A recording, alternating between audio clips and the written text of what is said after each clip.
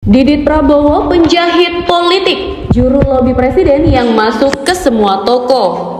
Bu Megawati mengatakan ini adalah pertemuan teman lama sehingga berlangsung dengan penuh keakraban selama lebih dari 2 jam. Di dalam pertemuan kedua pemimpin tersebut dibahas berbagai persoalan bangsa dan negara, termasuk persoalan geopolitik yang kita hadapi saat ini. Tentu Ibu Mega dalam pengalamannya yang luas menyelesaikan krisis multidimensi, beliau menyampaikan berbagai hal terkait dengan sense of urgency dan sense of priority sesuai dengan pengalaman beliau di dalam menyelesaikan krisis. Nah, kalau dimulai dari kalimat itu, pertanyaannya kenapa Istana mengundang Ibu Mega? Yaitu yang kelihatan memang akhir-akhir ini agak terlihat mengemuka di lingkaran istana semacam kegalauan gitu menghadapi situasi kita yang kelihatan makin ke depannya makin sulit kan gitu ya. Bisa itu satu. Yang kedua, saat yang bersamaan kan kemarin misalnya Pak Prabowo mengatakan sebaiknya para pembantu-pembantunya itu menyampaikan hal-hal yang sesuai dengan kenyataan di lapangan gitu. Jadi mungkin ada suasana di lingkaran istana itu bahwa Pak Prabowo seringkali menerima laporan yang justru sebetulnya nggak sesuai dengan fakta di lapangan. Si anaknya Prabowo begitu, ya ketemu dengan Anies Baswedan. Yang paling spesial di situ merayakan ulang tahun bersama Ibu Megawati. Wih, nampaknya geng Solo ini ngamuk begitu kan? Ya ketar-ketir di situ begitu. Ya semoga saja begitu kan? Ya termul-termul tidak stres ya, tidak ngamuk-ngamuk begitu. Ya, momen Didit Prabowo, putra Prabowo ini ya tiup lilin bareng bersama Ibu Megawati dan Puan Maharani begitu. Radar nonstop.co, tak disangka ternyata putra Presiden Prabowo Subianto, Didit Hedi Prasetyo, piawai dalam melakukan komunikasi politik. Walau tak ada latar belakang politik, tapi Didit bisa masuk ke semua toko. Momen Didit merangkul semua toko dicap sebagai penjahit politik. Gaya komunikasinya yang lentur dan sopan ternyata mampu membuat sejuk tokoh-tokoh berpengaruh. Saat momen Lebaran, Didit melakukan safari dengan mengunjungi sejumlah presiden terdahulu. Di hari H Lebaran pada hari Sabtu 21 Maret, Didit mengunjungi Presiden ke-6 RI Susilo Bambang Yudhoyono. Turut mendampingi dalam momen itu putra dan menantu SBY, yakni Menko Pembangunan Infrastruktur dan Kewilayahan Agus Harimurti Yudhoyono dan istrinya Anissa Pohan, dan Wakil Ketua MPR Edi Baskoro Yudhoyono dan istrinya Siti Rubi Alia Rajasa. Selanjutnya, Didit mengunjungi kediaman Presiden ke-5 RI Megawati Soekarno Putri di Teguh Umar, Menteng, Jakarta. Momen silaturahmi itu diunggah Didit pada Senin 23 Maret. Terlihat di momen itu, Megawati didampingi putri dan cucunya, yakni Ketua DPR Puan Maharani dan Pinka Haprani. Didit juga menyempatkan swafoto bersama ketiganya dan sempat diunggah di akun Instagram story miliknya.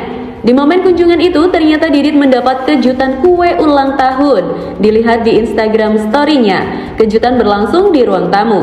Sebuah kue ulang tahun terlihat diletakkan di atas meja kaca di hadapan Didit. Puan dan Pinka tampak berdiri di dekatnya, sementara Megawati duduk di sofa di samping Didit. Didit kemudian menoleh ke arah Megawati, Puan, dan Pinka sambil merapatkan tangan seraya berterima kasih. Ia lalu mematikan lilin tersebut dengan menepukkan tangan. Di samping itu, saat Lebaran Didit mendampingi ayahnya Prabowo menerima sejumlah tamu saat open house di Istana Merdeka, Jakarta. Berbagai tokoh berdatangan termasuk SBY dan Presiden ke-7 RI Joko Widodo. Di hari yang sama, Didit juga berkunjung ke kediaman istri Presiden ke-4 Abdurrahman Wahid atau Gus Dur di Ciganjur, Jakarta Selatan. Momen pertemuan diunggah putri Gus Dur, Yeni Wahid, lewat akun Instagramnya. Terima kasih adikku, Mas Didit Prabowo, udah menyempatkan mampir ke Ciganjur untuk silaturahmi Lebaran dengan kami sekeluarga. Padahal hari ini adalah hari ulang tahunnya, tulis Yeni. Yeni mengatakan pada kesempatan itu Didit bahkan turut membawa buku Soto Nusantara dalam 3 bahasa dan buku filsafat Jawa yang dikumpulkan oleh Presiden kedua RI Soeharto. Makasih ya untuk semua cerita-cerita seru hari ini. Semoga Mas Didit panjang umur, sehat dan bahagia selalu, serta makin sukses berkarya untuk nusa dan bangsa. Tetaplah jadi pribadi yang rendah hati, sabar dan selalu ramah. Tambah Yeni. Bareng Anis. Tak hanya itu, momen safari Lebaran Didit juga terlihat bersama sejumlah tokoh nasional kala melaksanakan sholat Idul Fitri di lapangan Masjid Agung Al-Azhar, Jakarta. Beberapa tokoh yang hadir adalah Wakil Presiden ke-10 Yusuf Kala, mantan Gubernur Jakarta Anies Baswedan, dan mantan Menko Polhukam Mahfud MD. Didit bahkan menyempatkan berfoto dengan Anies. Didit juga terlihat mengobrol dengan Anies, JK, dan Mahfud. Anies mengaku salut dengan sikap rendah hati yang ditunjukkan Didit selama berada di area masjid. Menurut Anies, meskipun Didit adalah anak seorang tokoh besar, ia tetap memilih untuk duduk di barisan belakang dan tidak menonjolkan diri. Saya salut, Mas Didit itu rendah hati, selalu menyapa, selalu menjangkau semua. Anda lihat tadi, beliau duduk diminta ke depan, beliau tetap di belakang, ungkap Anies. Tak hanya itu, Anies juga terkesan dengan inisiatif Didit yang menghampiri para senior usai sholat selesai. Sebagai anak yang lebih muda, beliau menyampiri semua yang lebih tua, menggambarkan pribadi yang baik, humble, dan rendah hati. Hai semua, kembali datang di akun saya. Sama saja, jalani aja hidup ini sewajarnya. Kalau ingin mengharapkan kemajuan negara ini nggak bakalan. Sebab pejabat nggak pernah mikirin rakyatnya, cuma mikirin perutnya saja. Kami sudah muak dengan partai politik yang mengatasnamakan rakyat. Yang akal sehat pasti cukup tersenyum biasa.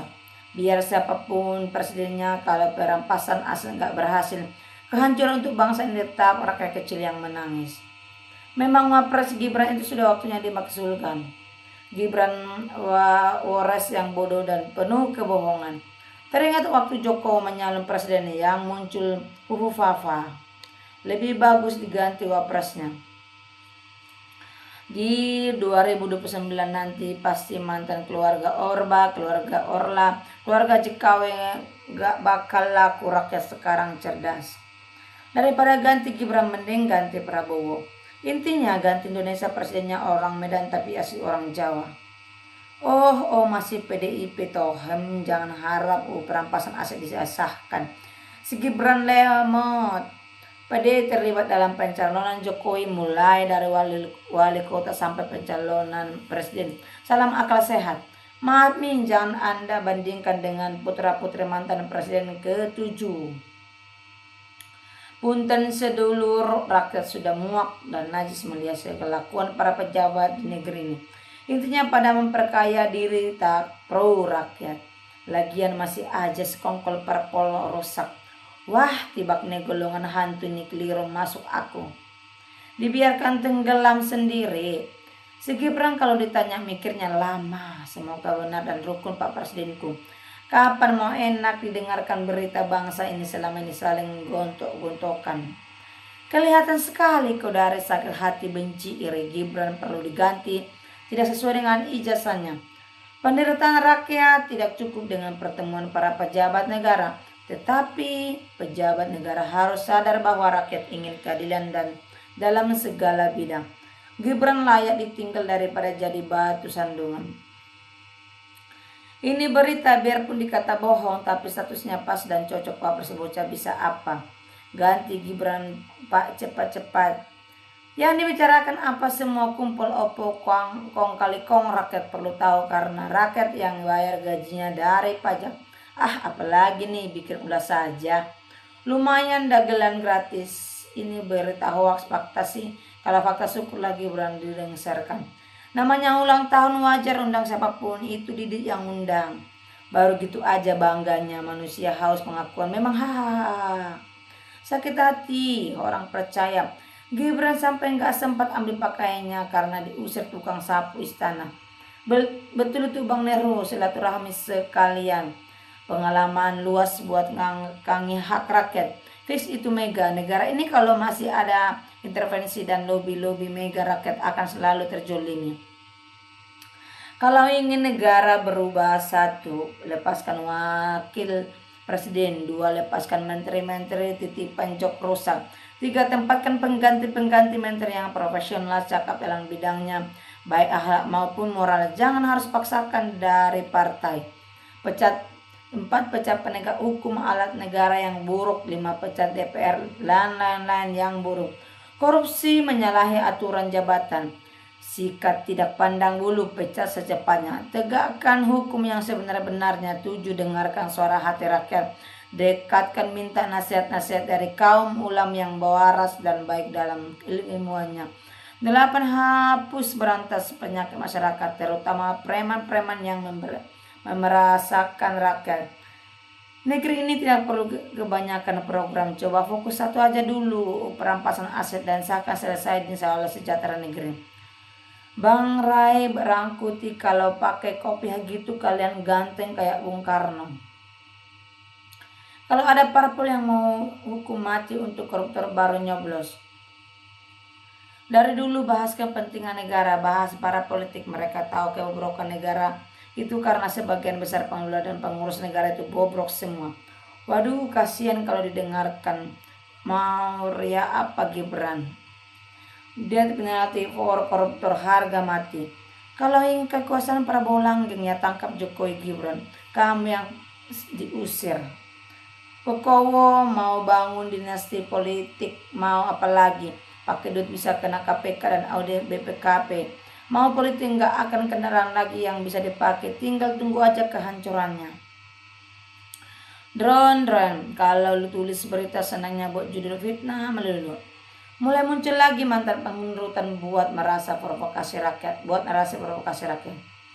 Anies dinas air resapan gagal, air banjir, air parkir.